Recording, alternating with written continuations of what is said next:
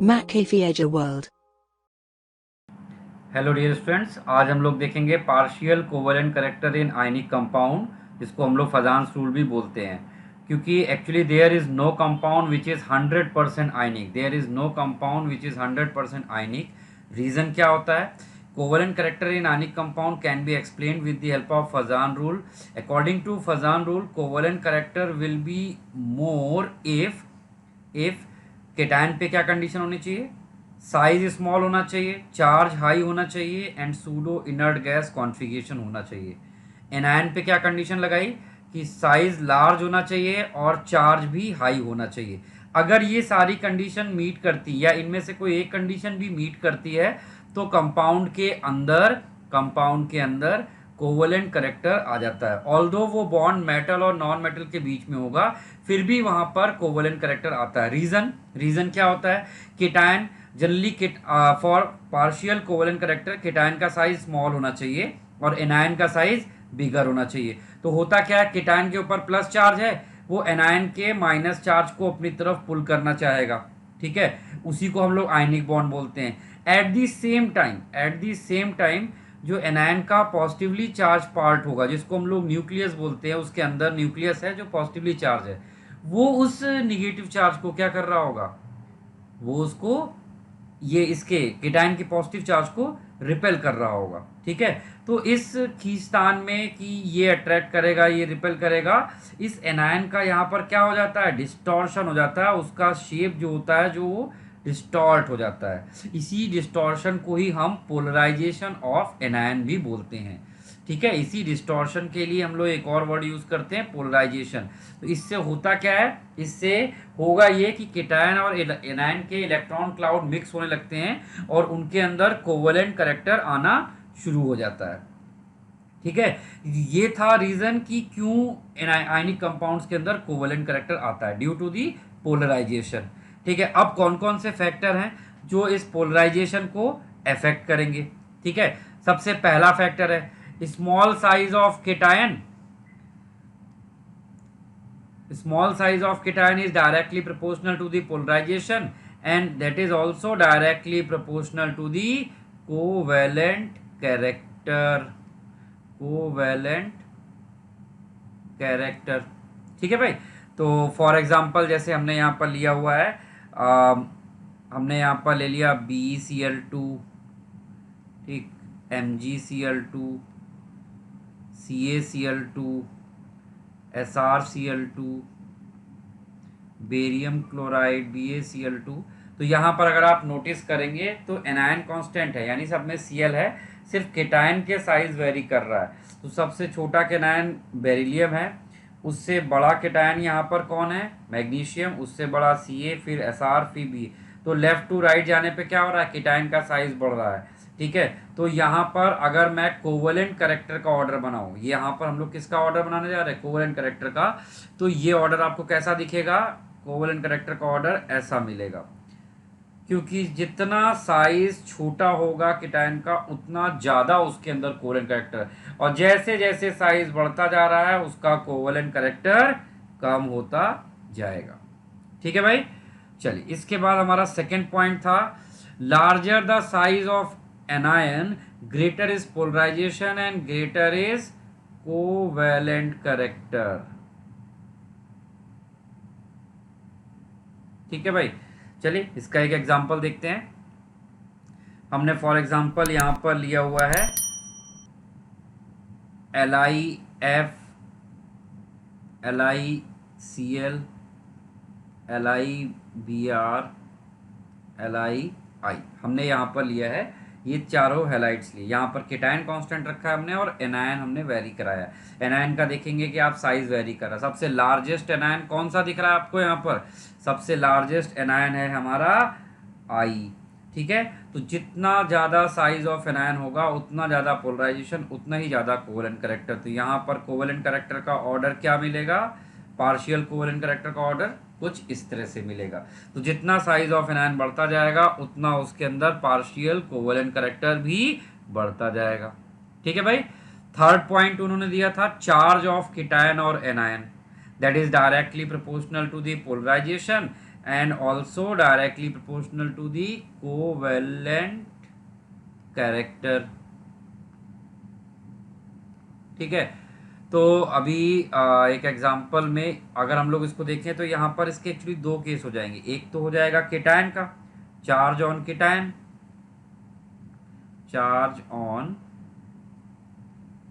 Cation. ठीक है, तो जब केटायन के चार्ज की बात करेंगे तो फिर यहाँ पर जैसे हमने लिया है NaCl,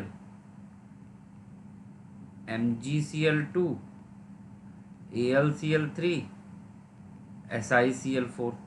ठीक है, तो इन चारों में अगर हम लोग यहाँ पर कोवलेंट करेक्टर को कंपेयर करें तो आपको कैसा मिलेगा देखने में कि जितना चार्ज ज़्यादा है उतना ज़्यादा उसके अंदर कोवलेंट करेक्टर। तो यहाँ पर Si पे +4, Al पे +3, Mg पे +2 और Na पर +1 चार्ज है। तो यहाँ पर कोवलेंट करेक्टर का ऑर्डर आपको कैसा मिलेगा, कुछ इस तरह से। ठीक है भाई, इसी में ही दूसरा पॉइंट है हमारे पास charge of anion, charge of anion. तो एनायन के चार्ज के साथ में कैसे ये चेंज करता है, अगर हमने यहाँ पर ले लिया है जैसे कि NaF, Na2O, sodium nitride.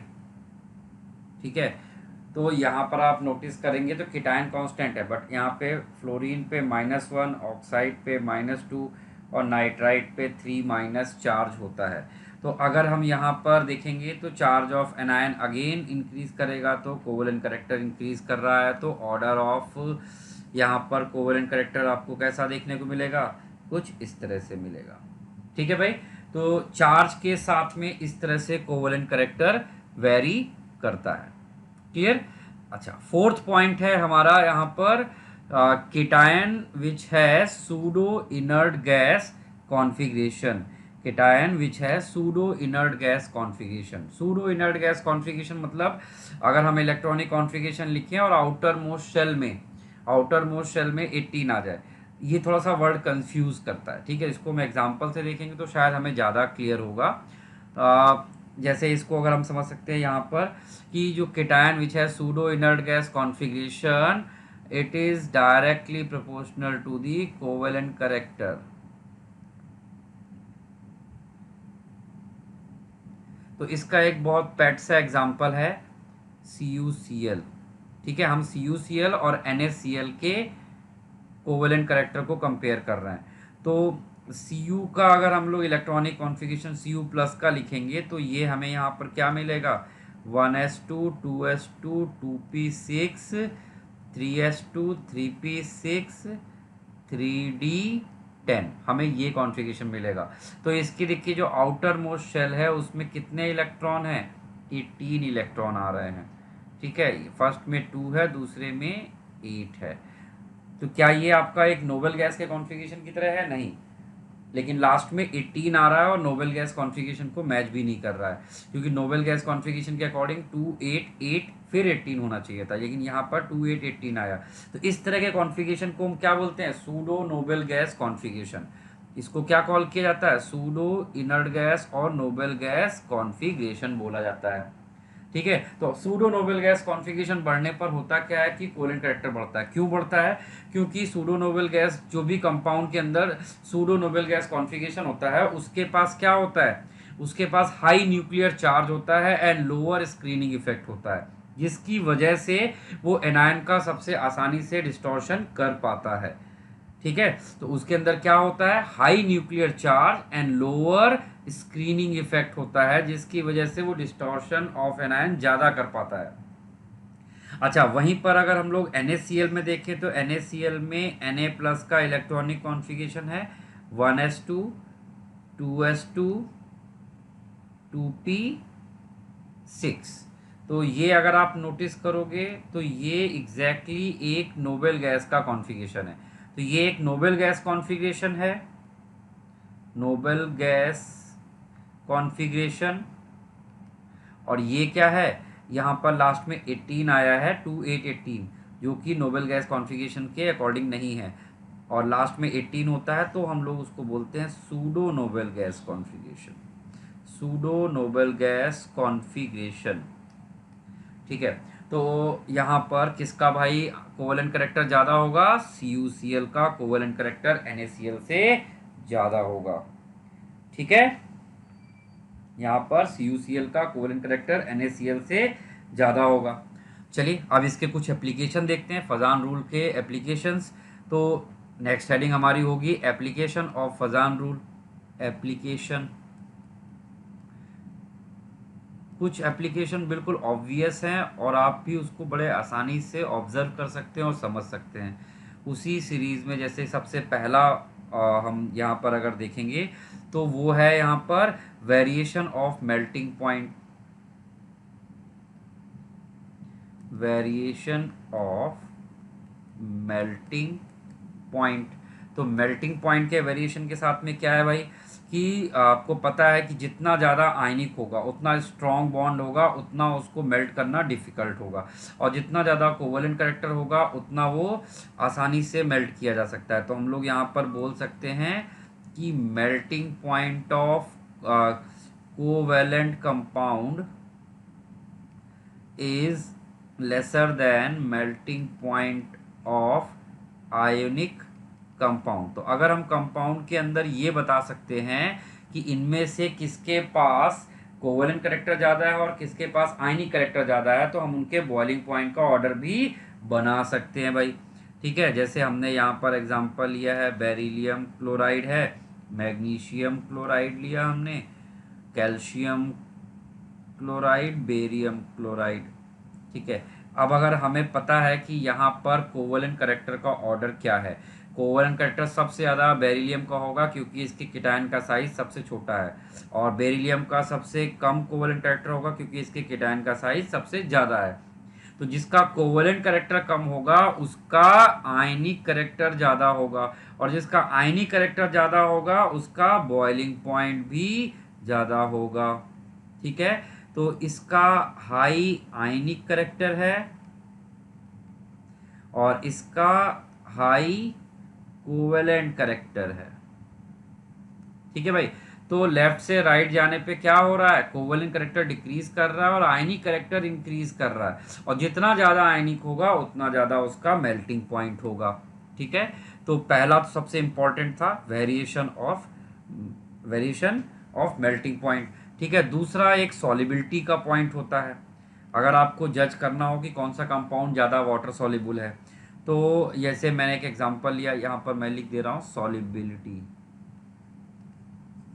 Solubility में कि जैसे कि हमारे पास एक कंपाउंड है Ag2S is less soluble than Ag2O। Ag2S is less soluble than Ag2O in water। Reason क्या है भाई?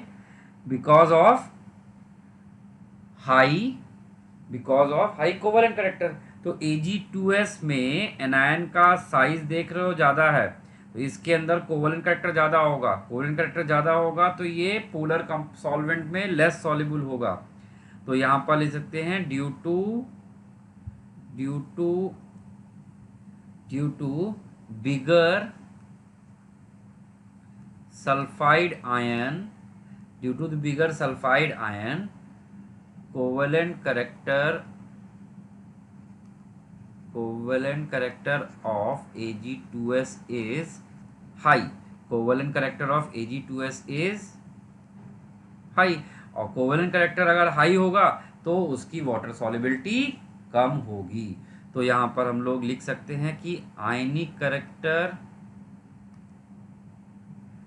हम लोग यहाँ पर इसको ऐसे लिख सकते हैं कि आयनिक करेक्टर, अगर कंपाउंड आयनिक है तो उसके अंदर ज़्यादा चांस है कि वो सॉल्युबल इन आयनिक करेक्टर ज़्यादा होगा, तो वाटर सॉल्युबिलिटी कंपैरेटिवली हाई होगी। ठीक है, तो ये हमने क्या देखा, these are the applications of Fajan rule.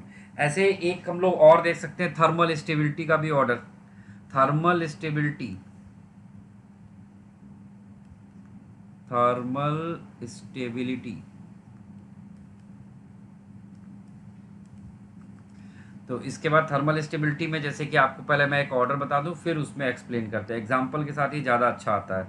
जैसे कि हमने यहाँ पर लिया है Li2CO3, Na2CO3, K2CO3, Rb2CO3 and CS2CO3। ठीक है, इन पांचों का हमें क्या कंपेयर करना है, थर्मल स्टेबिलिटी।